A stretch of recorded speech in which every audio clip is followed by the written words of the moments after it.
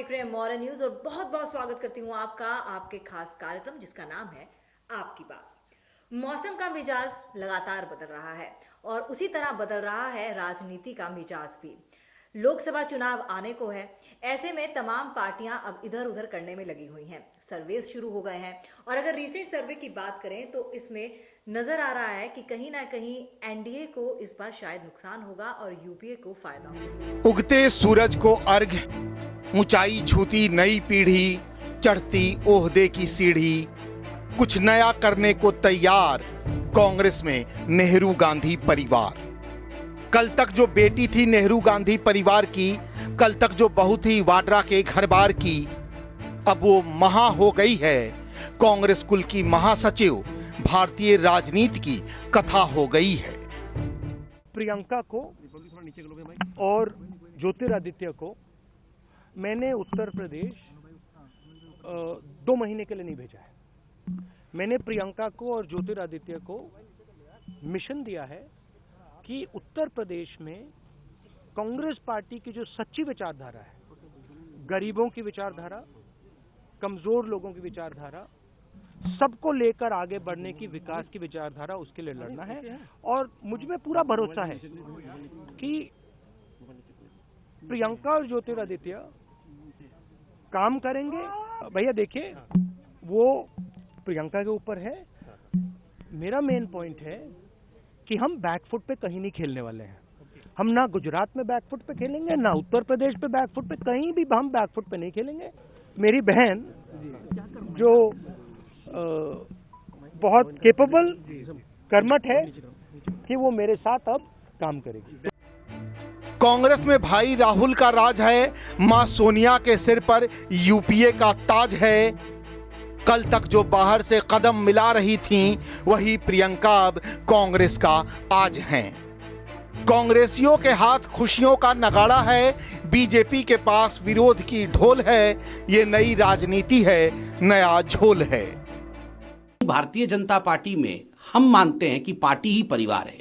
एक ही परिवार को आगे बढ़ाना यह कांग्रेस पार्टी करती है। एक बात आज तय हो गया है और इसके लिए कांग्रेस पार्टी को बधाई कि उन्होंने दिल पर पत्थर रख के आज ये स्वीकार कर लिया है कि राहुल गांधी जी नाकाम थे, राहुल गांधी हैज फेल्ड और राहुल गांधी परफॉर्म नहीं कर पा रहे थे। इसलिए राहुल गांधी जी को आज बैसाखी की आवश्यकता पड़ी है। दुख इस बात का लगता है कि नए इंडिया में, न्यू इंडिया में, 21वीं शताब्दी में भी जिस प्रकार की राजशाही चल रही है, नेहरू जी के बाद इंदिरा जी, इंदिरा जी के बाद राजीव जी, राजीव जी के बाद सोनिया जी, सोनिया जी के बाद राहुल जी, राहुल जी के साथ साथ प्रियंका वाड्रा जी, केवल एक ही परिवार का देश है क्या? देश नए भारत का है। देश में लोकतंत्र होना चाहिए और कहीं ना कहीं ये जो राज्याभिषेक चल रहा है, जनता सब देख रही है। कहते हैं उसमें इंदिरा का अक्स है, पद मिला नहीं कि बीजेपी की पूरी टोली बरक्स है। भाई के कंधे पर उस बहन का हाथ है, कांग्रेस का पंजा जिसके साथ है। राजीव की यादें हैं, नेहरू की कहानी है। कार्यकर्ता कह रहे हैं कि प्रियंका एक नई रवानी है। कांग्रेस को उम्मीदों का पंख मिला है, बीजेपी को विरोध का नया रंज मिला है। इन्हीं तमाम मुद्दों पर हम बात करेंगे और आज हमारे साथ स्टूडियो में खास मेहमान हमारे साथ जुड़ चुके हैं। सीनियर जर्नलिस्ट जिनको मीडिया में अच्छा खासा जिनका नाम है हम सब जानते हैं, अनुरंजन झा जी, आपका बहुत बहुत स्वागत है। और इसी मुद्दे पर चर्चा करने के लिए हमारे साथ हमारे स्टूडियो में आज खास मेहमान जुड़े हुए हैं। मीडिया का जाना माना नाम है, मीडिया में इनको सब जानते हैं। हमारे साथ जुड़े हैं सीनियर जर्नलिस्ट अनुरंजन झा जी, आपका बहुत बहुत स्वागत है। थैंक यू सर, जैसा कि मैंने शुरुआत में कहा कि जैसे मौसम का मिजाज बदल रहा है, पता लगाना मुश्किल हो रहा है कि कब सर्दी हो जाएगी, कब गर्मी हो जाएगी। वैसे ही पॉलिटिक्स का पारा भी इन दिनों उतार चढ़ाव में है। काफ़ी कुछ बदल रहा है। देखिए, पिछले कुछ दिनों में जो डेवलपमेंट्स हुए हैं, कुछ मुद्दे, अदालत के फैसले और साथ साथ राजनीतिक पार्टियों के अलग अलग उनके शॉट्स कहिए, जिसको कई तरह से लोग आकलन उसका कर रहे हैं, उसमें अभी जो दौर दिख रहा है उसमें मौजूदा सत्ताधारी पार्टी को नुकसान होता हुआ दिख रहा है। ये तो स्पष्ट तौर पे कहा जा सकता है। जिस सर्वे की आप बात कर रही हैं, सर्वे में कहे गए सीट्स पे मैं नहीं जाऊंगा कि कितनी सीट्स कितनी पार्टी को और कितने गठबंधन को मिल रहा है, लेकिन सर्वे से एक बात बिल्कुल साफ हो रही है कि आने वाले दिनों में जो चुनाव हो रहा है, आम चुनाव इस बार का, वो 3 साल पहले की परिस्थिति में और आज की परिस्थिति में काफ़ी फर्क है और स्पष्ट रूप से दिख रहा है कि एनडीए को नुकसान हो रहा है। एनडीए को नुकसान हो रहा है, लेकिन कहीं ना कहीं कोई भी दल, सर्वे के मुताबिक ही बात करूं, हालांकि आपने कहा कि सीटों पे आप नहीं जाना चाहेंगे, लेकिन कहीं ना कहीं कोई भी दल अपने दमखम पे नहीं आ रहा। यानी कि जो क्षेत्रीय दल हैं वो फायदा पहुंचा सकते हैं किसी एक दल को, निर्णायक भूमिका, जहाँ किंग मेकर जिनको बोले, तो एक क्षेत्रीय दल निभा सकते हैं। देखिए, इस मौजूदा और ताज़ा सर्वे पे हम बात करें, जो एक हंग पार्लियामेंट की बात कह रहा है, ये बहुत ही चिंताजनक बात है। मेरा यह मानना है कि किसी भी गठबंधन को, चाहे वो एनडीए का गठबंधन हो या यूपीए का गठबंधन हो, अगर चुनाव में जनता एक तरफ जा करके उनका साथ दे करके सरकार नहीं बनाती है, तो हंग पार्लियामेंट के बाद जो भी सरकार आएगी, मुश्किल से 1.5-2 साल तक की ही सरकार चलेगी। और ये आने वाले दिनों में भारतीय राजनीति को लेकर के, भारतीय समाज को लेकर के और भारत की अर्थव्यवस्था को लेकर के बहुत नुकसानदेह होगा। सबसे ज़रूरी जो चीज़ है उसमें ये समझने की बात है कि आप देखिए किस पार्टी को कितनी सीट्स आ रही है और जो गठबंधन है उसको कितनी सीट्स मिल रही है। अगर सर्वे पे हम ध्यान देते हैं तो एनडीए की सीट्स काफ़ी गिरी हैं, वो 225 के आसपास टिकती हुई दिखती है पूरी एनडीए की अगर हम बात कर रहे हैं तो। और उस परिस्थिति में होगा क्या कि आने वाले दिनों में जब एक गठबंधन को पूर्ण बहुमत नहीं मिलेगा तो वो पार्टियां, जो दूसरी छोटी मोटी पार्टियां होंगी, अपनी अपनी शर्तों पर सरकार चलाएंगी। और हमने इतिहास में देखा है, चाहे वो देवेगौड़ा की सरकार हो, इंद्र कुमार गुजराल की सरकार हो, विश्वनाथ प्रताप सिंह, चाहे चंद्रशेखर, तमाम ऐसी सरकारें रही हैं जो गठबंधन के किसकी सरकारें थी, समर्थन से बनी सरकारें हैं, लेकिन उनकी सरकार बहुत लंबे समय तक नहीं चल पाई। बिल्कुल ठीक कहा आपने। लेकिन कहीं ना कहीं प्रियंका गांधी का जो तुरुप का इक्का, मैं बोलूंगी, जो फेंका है कांग्रेस ने, क्या ये काम कर पाएगा या फिर इसका फायदा अच्छा मिलेगा यूपीए को? देखिए, बिल्कुल कांग्रेस को तो फायदा होगा, कांग्रेस को फायदा होगा और यूपीए को भी फायदा होगा, क्योंकि प्रियंका गांधी का इंतजार तो 10 साल से कांग्रेस पार्टी कर रही है। 10 साल से इस देश के लोग भी कर रहे हैं और 10 साल से इस देश के जर्नलिस्ट भी कर रहे हैं कि वो आती हैं और उसके बाद उनका क्या रिजल्ट, चुनाव पर क्या असर पड़ता है, किस तरीके से वो अपना रिजल्ट दिखा के जाती हैं। तो ये चुनाव बहुत ही अहम है प्रियंका गांधी के लिए, राहुल गांधी के लिए, कांग्रेस पार्टी के लिए और ख़ास तौर पर पूरे देश के लिए भी। क्योंकि अगर हम पारिवारिक राजनीति की बात करें तो विपक्ष बार बार ये कहेगा कि आप परिवारवाद की बात बताएगा, उन पे वो आरोप लगेंगे। अब इसके बाद फिर तुरंत परिवारवाद का कोई दूसरा आरोप तो लगेगा नहीं, इसलिए कि ये आखिरी तुरुप का इक्का जो आप खुद कह रही हैं, तो वो अब कांग्रेस ने खेल दिया है। परिस्थितियां बदल रही हैं। अब रायबरेली और अमेठी तक प्रियंका हमेशा चुनाव में सीमित रही हैं, लेकिन इस बार अगर वो पूर्वी उत्तर प्रदेश में पूरे दमखम से आती हैं, और 2009 और 2014 में फ़र्क पूर्वी उत्तर प्रदेश में ही हुआ है। 15 सीटें, 22 सीटें जो कांग्रेस की थी यूपी में, उसमें 15 सीटें पूर्वी उत्तर प्रदेश में थी और उसके बाद पूरे यूपी में सिर्फ 2 सीटों पे कांग्रेस सिमट गई। तो ऐसी परिस्थिति में बहुत ही ऐसे मौके पर प्रियंका को लाया जा रहा है कि आर पार की लड़ाई है, करो या मरो की लड़ाई है।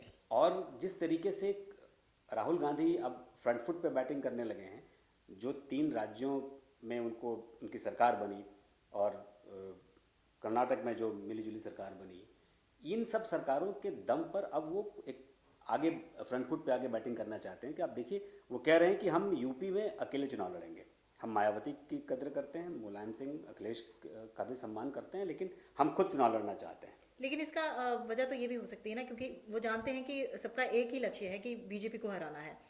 और सीटें अगर आपको नहीं मिलती सम्मानजनक, जब आप गठबंधन में थे, सपा और बसपा का गठबंधन हुआ, तो वो जानते थे कि हमें सीटें नहीं मिल रही, तो पीछे हटना ही सही है। तो ये माना जा सकता है कि ये पहले से ही प्लान था कि अगर गठबंधन हो जाता, अगर कांग्रेस को भी सम्मानजनक सीटें दे दी जाती, तो शायद प्रियंका गांधी को ना उतारते।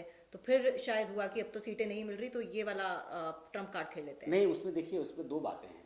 प्रियंका गांधी का आना और सपा बसपा का गठबंधन बिल्कुल अलग अलग कहानी है, इसलिए कि सपा बसपा के गठबंधन से कांग्रेस को वहाँ नुकसान नहीं होना है। और सपा बसपा गठबंधन के साथ साथ कांग्रेस अगर तीनों मिलके लड़ती तो भी बहुत ज़्यादा फर्क नहीं होना था।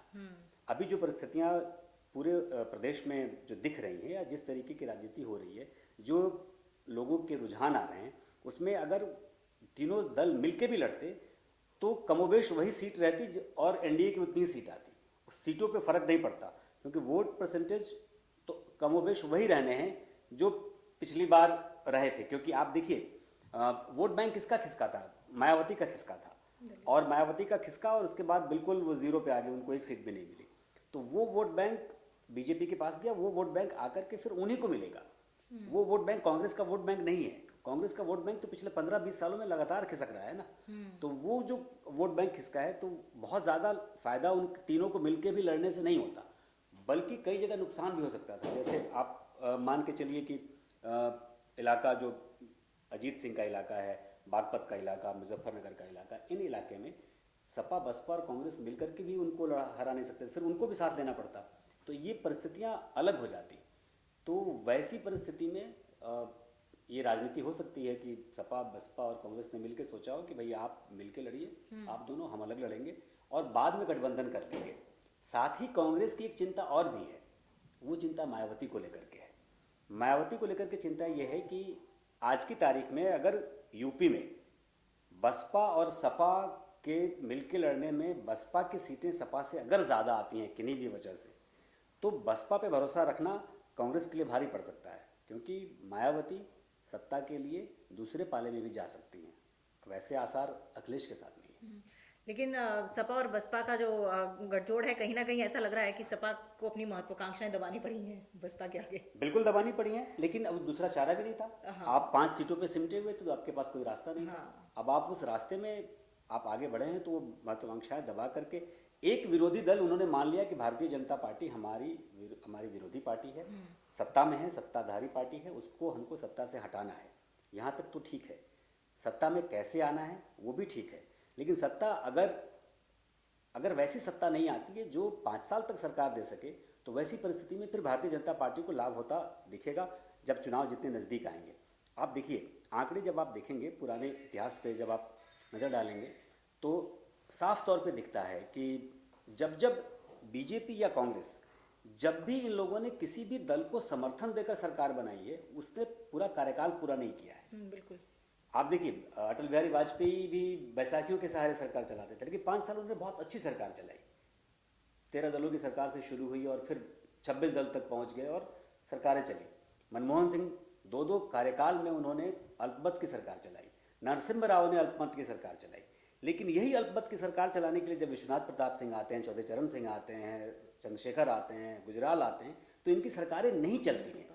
तो ये बात मायावती और अखिलेश को भी समझनी होगी कि अभी वो इस परिस्थिति में नहीं है कि अगर मायावती को जो कुछ लोग ख्वाब दिखा रहे हैं कि आप प्रधानमंत्री बन सकती हैं, या ममता को जो कुछ लोग ख्वाब दिखा रहे हैं, तो हो सकता है कि बन जाएं, ऐसी परिस्थितियां हो, लेकिन सरकार टिकेगी नहीं, क्योंकि कांग्रेस हो या बीजेपी, वो लंगड़ी मार के सरकार उनकी गिराएगी ही गिराएगी। यानी कि कुल मिला के ये कहा जा सकता है कि अभी चेहरा कोई नहीं है ऐसा, और उसी का खामियाजा शायद कहीं ना कहीं फायदा बीजेपी को मिला है, क्योंकि कोई चेहरा ऐसा था ही नहीं। और अब भी अगर बात करें तो कांग्रेस के पास ऐसा कोई चेहरा आपको लगता है कि नहीं? अब तो आप देखिए, अब तो 2 बातें हो रही हैं। अब तो कांग्रेस के विरोध में भारतीय जनता पार्टी के नेता ही कह रहे हैं कि वहाँ बहुत चेहरे हैं। तो अब ये तो आरोप समझिए कि अब है नहीं।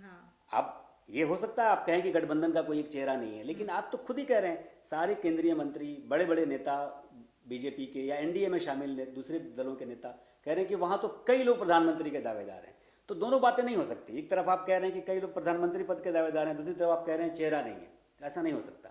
आप ये जरूर कह सकते हैं कि कद्दावर नेता नहीं है, एक वैसा चेहरा नहीं है जो पूरे तरीके से नरेंद्र मोदी को चुनौती दे सके, वो एक बात नहीं है। लेकिन पिछले 1 साल में जैसे धीरे धीरे राहुल का ग्राफ बढ़ा है, और अब आज की परिस्थिति में जो एक छोटी सी बात थी, आप देखिए, अगर हम बतौर पत्रकार एक खबर के लिहाज से देखें, तो प्रियंका गांधी का एक दल में महासचिव के तौर पे आना एक बहुत सामान्य सी घटना थी। बहुत सारे लोग आते हैं, भाई वो कांग्रेस पार्टी की एक सदस्य हैं, एक महासचिव बन रही हैं, और वो एक उस तरीके से। लेकिन उन्हीं विपक्षी पार्टियों के नेताओं ने सुबह की घोषणा से लेकर के दोपहर तक आते आते इतनी बार ये बात कही, इतनी बार ये कही कि शाम में मीडिया उसको प्राइम टाइम में ले गया, अगले दिन अखबारों की हेडलाइन बन गई, और एक छोटी सी सामान्य सी घटना बहुत बड़ी खबर बन गई, क्योंकि उस कांग्रेस पार्टी को ये मालूम था कि हमारी ये छोटी सी बात ही बहुत बड़ी घटना बनेगी। अब वो घटना बन गई, अब वो भी बहुत सिक्योर हो गए। अब कांग्रेस को लग गया कि हमारी ये चाल सटीक बैठी है।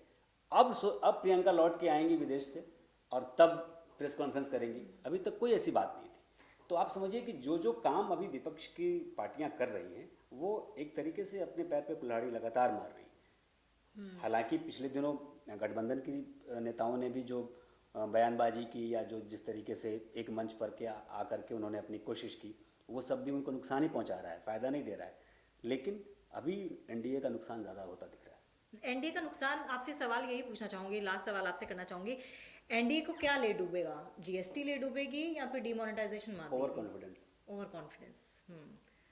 लेकिन ओवर कॉन्फिडेंस तो कहीं ना कहीं चलिए दिखता ही है, अमित शाह में दिखता है, कहना नहीं चाहिए लेकिन हाँ दिखता है ओवर हाँ, कॉन्फिडेंस। और वो फिर क्या है कि आप जड़ में चीज़ों के जो जड़ की समस्याएं हैं वो आप उससे आप रूबरू नहीं हो रहे हैं। हाँ। आप पहचान नहीं पा रहे हैं कि आखिर प्रॉब्लम कहाँ है, और आप हवाई बातें कर रहे हैं। तो ये सारी चीज़ें छोटे मोटे व्यवसायियों से लेकर के आम आदमी से लेकर के वो सब चीज़ें धीरे धीरे बाउंस बैक करेगी। हालांकि विपक्षी पार्टियों की तरह हम डेटा नहीं दे रहे कि आपने रोजगार इतना नहीं दिया, आपने 15 लाख रुपए नहीं दिए, आपने जीएसटी में नुकसान पहुंचा दिया, लेकिन बतौर पत्रकार भी आप ये बात को तो कह ही सकते हैं ना कि तो फैक्ट है। आपने जो वादे किए थे वो वादे पूरे नहीं हुए, आपसे जो उम्मीदें लोगों ने लगा रखी थी वो उम्मीदें पूरी नहीं हुई। तो जब आपकी उम्मीदें आपसे लोगों की लगी हुई पूरी नहीं होंगी, आपके वादे पूरे नहीं होंगे, तो फिर तो आपका जो कोर वोट बैंक है वही टिकेगा, बाकी जो जुड़े हैं वो धीरे धीरे फिर बाहर होंगे। 2009 में क्या था बीजेपी के पास, 14 में क्या हुआ, 14 में तो दूसरी पार्टियों के सारे वोट बैंक उनके पास आए, तब तो उनको इतनी सीटें मिली। अब वो फिर वोट बैंक दूसरी पार्टियों में वापस खिसक रहे हैं, वो नुकसान उनको देगा। तो चलिए अब ऊँट किस करवट बैठता है ये तो आने वाला वक्त ही बताएगा, लेकिन फिलहाल अभी बहुत सारी चीज़ें देखने को मिलेंगी। कई नेता इधर उधर होंगे और पार्टी से जाएंगे और दूसरी पार्टी से ज्वाइन करेंगे, जहाँ पर मतलब सधेगा वहीं पर होंगे। लेकिन हाँ, जैसे कि आपने भी कहा कि ओवर कॉन्फिडेंस बीजेपी का हो सकता है, एनडीए का हो सकता है कि उन्हें ले डूबे। कहीं ना कहीं यूपीए को फ़ायदा मिल रहा है, जहाँ पहले 37 सीटों के नुकसान सर्वे के मुताबिक बीजेपी को हो रहे हैं और यूपीए को जो है वो कांग्रेस को 39 सीटों का 39 सीटों का फायदा नजर आ रहा है। तो अब लोकसभा चुनाव आने को हैं, लेकिन क्या होगा ये आने वाला वक्त ही बताएगा। फिलहाल आपका हमारे साथ जुड़ने के लिए बहुत बहुत धन्यवाद, और आप मौर्य न्यूज़ के साथ जुड़े रहिए, आप आपकी बात के साथ जुड़े रहिए, और साथ ही साथ अगर आप भी मौर्य न्यूज़ को सब्सक्राइब करना चाहते हैं तो आप यूट्यूब पर मौर्य न्यूज़ टाइप कर सकते हैं। आपके पास कोई भी इंफॉर्मेशन है, न्यूज़ है, कोई फोटो है, कोई वीडियो है जो आप हमसे शेयर करना चाहें, कोई भी ऐसी इंफॉर्मेशन जो आपको लगता है कि हमें दिखानी चाहिए, वो प्लीज़ आप शेयर कर सकते हैं। नंबर्स स्क्रीन पर फ्लैश हो रहे हैं, आप व्हाट्सएप कीजिए, कॉल कीजिए, या फिर आप वो फोटो हमें व्हाट्सएप कर सकते हैं। फिलहाल धन्यवाद, नमस्कार। इस कार्यक्रम के प्रायोजक हैं school of global education Patna, redefining education.